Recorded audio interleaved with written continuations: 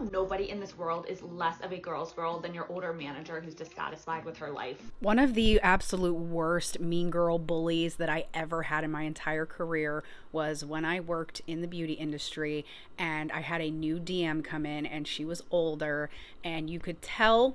I have no problem with any of these things, but I could tell that she was so dissatisfied with herself. She was an extremely tall, not extremely tall, she was just much taller than me, broader than me.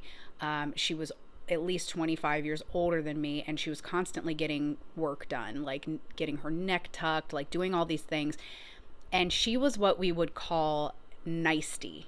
Nicety is when you are actually being nasty, but you smile and it comes off as you're being nice. Like you look nice, but there's this just venom and undertone to what you're saying. And she was constantly like this.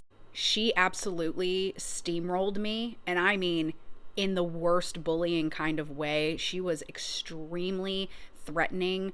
She pulled me into her office one time and actually sat her chair in front of the door facing me and was pointing at me as she was talking to me. And at this point, I mean, I was in my mid 20s.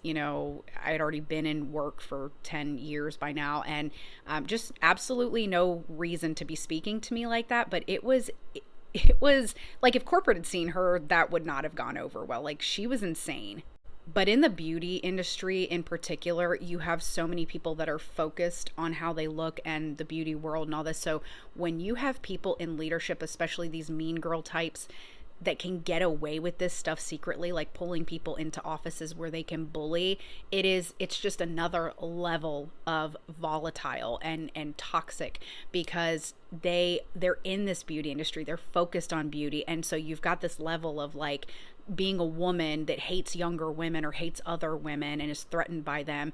But then, they're in a leadership role where they can control the narrative and they can control the trajectory of your career by how they talk about you in circles of other higher ups. But they have that authority that they can just march into your office or your store and pull you into a back room and speak to you so poorly. But they know so many other people that there's nothing you can do about it. No one's going to believe you. She was so scary, like legitimately scary. And now she's apparently some kind of like life coach or something. She like trains people in how to be like happier and fulfilled with their life.